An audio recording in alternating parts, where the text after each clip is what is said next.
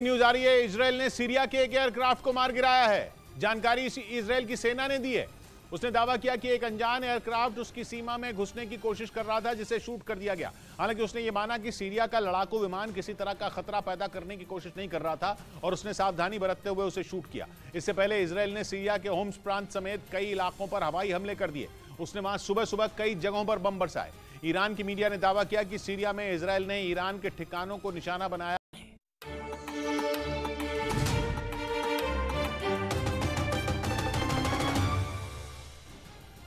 Breaking news आ रही है अफगानिस्तान से। वहां आतंकी संगठन आईएसकेपी यानी इस्लामिक स्टेट खुरासान प्रोविंस अपनी ताकत बढ़ाने के लिए अब ईरान के आतंकियों को अपने संगठन में शामिल करने में जुट गया है, ताकि अफगानिस्तान की सत्ता पर बैठे तालिबान को चुनौती दी जा सके। पिछले कई महीनों से आईएसकेपी के आतंकियों ने तालिबान की नाक में दम कर रखा है। उसके आतंकी लगातार तालिबान के लड़ाकों को निशाना बना रहे हैं। यहां तक कि कुछ हफ्ते पहले आईएसकेपी ने एक आत्मघाती हमला कर बल्ख प्रांत के गवर्नर की हत्या भी कर दी थी, जिसके बाद तालिबान चुन चुनकर आईएसकेपी के ठिकानों को निशाना बना रहे हैं। लेकिन इस आतंकी संगठन ने तालिबान के आगे हार नहीं मानी। उल्टा अपनी ताकत बढ़ाने के लिए आईएसकेपी ने ईरान के आतंकियों को अपने संगठन में शामिल करना शुरू कर दिया, जो अफगानिस्तान के अलग अलग इलाकों में रहकर आत्मघाती हमलावरों की मदद करते हैं। और सबूत के तौर पर तालिबान ने ईरान में रहने वाले आतंकी ऐनुद्दीन उर्फ मोहम्मद का एक वीडियो भी जारी किया। तालिबान का आरोप है कि अफगानिस्तान के बल्ख प्रांत में आईएसकेपी के आत्मघाती हमलावर को इसी ने मदद पहुंचाई थी। उस आत्मघाती हमले में वहां के तालिबानी गवर्नर की मौत हो गई थी। जो वीडियो जारी किया गया उसमें ईरान का यह आतंकी आत्मघाती हमलावर के साथ एक इमारत में जाता दिखाई दिया। वीडियो के एक दूसरे हिस्से में आतंकी ऐनुद्दीन कुछ लोगों के बीच कुर्सी पर बैठा नजर आया। तालिबान का दावा है कि पूछताछ में इसने लोगों से भरी एक बस को भी निशाना बनाने की बात मानी है। और बस पर हुए उस आतंकी हमले की वजह से कई लोगों की मौत हो गई थी। तालिबान का दावा है कि आतंकी ऐनुद्दीन उर्फ मोहम्मद अफगानिस्तान के बामियान प्रांत का रहने वाला है और उसे करीब 2.5 साल पहले ईरान में आईएसकेपी ने अपने संगठन में शामिल किया था। तालिबान का आरोप है कि आतंकी ऐनुद्दीन ने अप्रैल 2022 में एक शिया मस्जिद पर हमला करने के लिए आईएसकेपी को जानकारी दी थी। इसके अलावा उत्तरी अफगानिस्तान में आईएसकेपी के कई बड़े आतंकी हमलों को अंजाम देने में ये अपनी भूमिका निभा चुका है। हालांकि कुछ रोज पहले तालिबान ने इसे एक ऑपरेशन चलाकर गिरफ्तार कर लिया था। आईएसकेपी के आतंकी ऐनुद्दीन की गिरफ्तारी को तालिबान बड़ी कामयाबी बता रहे हैं, क्योंकि उनका दावा है कि ये अफगानिस्तान के अलग अलग इलाकों में कई बड़े हमलों को अंजाम देने की फिराक में था। इस बीच पाकिस्तान के बलूचिस्तान प्रांत में ईरानी आतंकियों के हमले में पाकिस्तान के 4 सैनिक मारे गए। पाकिस्तान की सेना के मुताबिक यह हमला 1 अप्रैल को किया गया था, जिसमें पाकिस्तान के ये चारों सैनिक गंभीर रूप से घायल हो गए थे। बाद में इलाज के दौरान उनकी मौत हो गई। पाकिस्तान की सेना के मुताबिक बलूचिस्तान प्रांत में ईरान सीमा के नजदीक आतंकियों के एक गुट ने घुसपैठ की और वहां पेट्रोलिंग कर रहे 4 पाकिस्तानी सैनिकों पर हमला कर दिया। ईरान और पाकिस्तान के बीच 900 किलोमीटर की लंबी सीमा है। इसी वजह से पाकिस्तान ने इस हमले पर कड़ी आपत्ति जताई और ईरान से आतंकियों के खिलाफ सख्त कार्रवाई करने की अपील की, ताकि फिर ऐसी घटना न हो सके। हालांकि इस इलाके में ज्यादातर बीएलए यानी बलूचिस्तान लिबरेशन आर्मी के विद्रोही हमलों को अंजाम देते रहे। इसी साल जनवरी में वहां धमाका हुआ था, जिसमें कई लोग घायल हुए थे। इधर छत्तीसगढ़ के बिलासपुर में संसद सदस्यता रद्द होने के मुद्दे पर राहुल गांधी के समर्थन में कांग्रेस ने मशाल रैली की, जिसका वीडियो सोशल मीडिया पर वायरल हो गया, जिसमें राहुल गांधी को समर्थन देने बड़ी संख्या में कांग्रेसी कार्यकर्ता और नेता पहुंचे। मशाल रैली के खत्म होने के बाद सभी बड़े नेताओं ने भाषण देना शुरू किया, लेकिन जब कांग्रेस के प्रदेश अध्यक्ष मोहन मरकाम भाषण देने लगे, उस वक्त मंच पर क्षमता से ज्यादा लोग पहुंच गए और फिर मंच अचानक टूट गया। इसके बाद तो मंच पर मौजूद सभी नेता एक दूसरे पर गिर पड़े और वहां अफरा तफरी मच गई। मंच से गिरे नेताओं को बचाने के लिए लोग दौड़ने लगे। इसमें कुछ नेताओं को एहतियातन अस्पताल में भर्ती कराया गया। गनीमत ये रही कि किसी को गंभीर चोट नहीं आई। उधर खालिस्तान समर्थक और वारिस पंजाब दे संगठन के प्रमुख अमृतपाल की तलाश के लिए सुरक्षा एजेंसियों ने भारत और नेपाल की सीमाओं पर निगरानी बढ़ा दी। अमृतपाल 18 मार्च से ही फरार है। उसकी तलाश में कई राज्यों की पुलिस जुटी है और इस काम में नेपाल के सुरक्षा बल की भी मदद ली जा रही है, ताकि अगर अमृतपाल सीमा के नजदीक के इलाकों में दिखे तो तुरंत पकड़ा जा सके। यूपी के सिद्धार्थ नगर से सामने आई तस्वीर में दिखा कि वहां कड़ी जांच के साथ ही जगह जगह अमृतपाल की तस्वीरें भी लगाई गई। इस बीच राहुल गांधी ने सूरत की निचली अदालत के फैसले को सेशंस कोर्ट में चुनौती दी, जिसके बाद अदालत से उन्हें जमानत मिल गई। मामले की अगली सुनवाई 13 अप्रैल को होगी।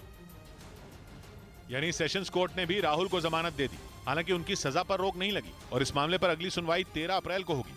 मतलब कि सांसद के तौर पर अयोग्य ठहराने के मामले में राहुल को किसी तरह की राहत नहीं मिली। प्रधानमंत्री के सरनेम वाले बयान पर सूरत की निचली अदालत ने 23 मार्च को राहुल गांधी को 2 साल की सजा सुनाई थी। हालांकि कोर्ट ने राहुल को 30 दिन की जमानत दे दी थी, जिसके 11 दिन बाद राहुल ने सेशंस कोर्ट में निचली अदालत के फैसले को चुनौती दी, जिसके लिए वो प्रियंका गांधी और कांग्रेस के कई बड़े नेताओं के साथ सूरत पहुंचे। राहुल की पैरवी के लिए वकीलों की लंबी चौड़ी टीम भी पहुंची, जिसने जमानत की अर्जी पहले ही दाखिल कर दी थी। इधर दिल्ली की पटियाला हाउस कोर्ट ने आतंकी संगठन इंडियन मुजाहिदीन से जुड़े यासीन भटकल समेत 11 लोगों पर भारत के खिलाफ युद्ध छेड़ने की साजिश के आरोप तय कर दिए। और सुनवाई के दौरान कोर्ट ने कहा कि आरोपियों पर देशद्रोह के आरोप में मुकदमा चलाने के पर्याप्त सबूत हैं। कोर्ट के मुताबिक यासीन भटकल के मोबाइल चैट से सूरत में बम धमाके की प्लानिंग के बारे में पता चलता है। उधर पश्चिमी मीडिया के मुताबिक सोवियत दौर की खुफिया एजेंसी केजीबी रूस में एक बार फिर एक्टिव हो गई है। दावा है कि पश्चिमी देशों के बड़े अफसरों से खुफिया जानकारी चुराने के लिए मॉस्को के करीब गुपचुप तरीके से एक ट्रेनिंग सेंटर चलाया जा रहा है, जिसमें जवान लड़कों और लड़कियों को जासूसी सिखाई जा रही है। पश्चिमी मीडिया के मुताबिक इस ट्रेनिंग के लिए खास तौर से उन लोगों को चुना गया है जो देखने में बेहद खूबसूरत और बातचीत की कला में माहिर हैं। दावा है कि केजीबी रूस के अलग अलग इलाकों से चुनकर ऐसे कई लड़कों और लड़कियों को जासूसी के गुर सिखा रही है, जिसमें उन्हें विदेशी लोगों से दोस्ती बढ़ाने के तरीके भी सिखाए जा रहे हैं, ताकि ट्रेनिंग के बाद वो पश्चिमी देशों के अधिकारियों को अपने जाल में फंसाकर उनसे खुफिया जानकारियां निकलवा सके। सोवियत संघ के टूटने के बाद केजीबी को दिसंबर 1991 में ही बंद कर दिया गया था, लेकिन दावा है कि मुश्किलों में फंसे पुतिन ने एक बार फिर केजीबी को एक्टिव कर दिया है। इधर पंजाब के मानसा में कांग्रेस नेता नवजोत सिंह सिद्धू पंजाबी सिंगर सिद्धू मूसेवाला के घर पहुंचे और उनके माता पिता से मुलाकात की, जिसकी तस्वीरें भी सामने आई। परिवार से मिलने के बाद नवजोत सिंह सिद्धू ने मीडिया से बात करते हुए मूसेवाला की हत्या के लिए पंजाब सरकार को निशाने पर लिया। ਉਹਦੀ सुरक्षा च कमी क्यों की? नवजोत सिंह सिद्धू ने गैंगस्टरों का भी राजनीतिक इस्तेमाल किए जाने का सवाल उठाया।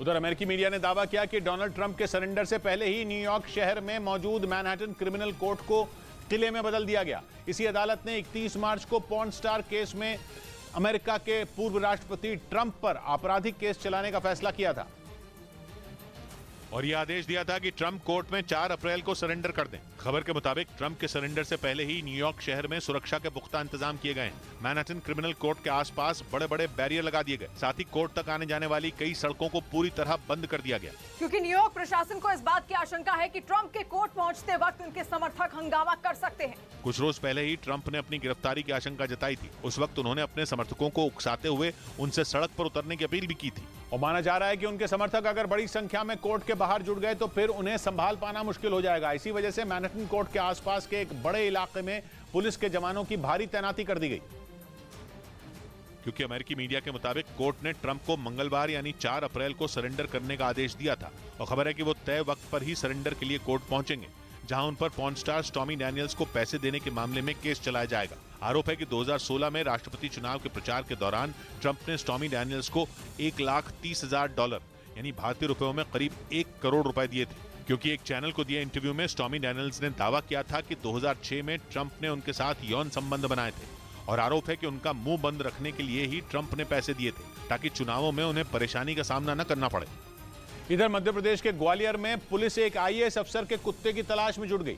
लापता कुत्ते की फोटो वाले पोस्टर जगह जगह लगाए गए और उसके बारे में जानकारी देने पर इनाम की घोषणा की गई। बताया गया कि दिल्ली में तैनात आईएएस अधिकारी के 2 कुत्ते कार के जरिए रायपुर से लाए जा रहे थे, लेकिन रास्ते में कार सवार लोग जब खाना खाने के लिए एक ढाबे पर रुके तभी दोनों कुत्ते भाग निकले।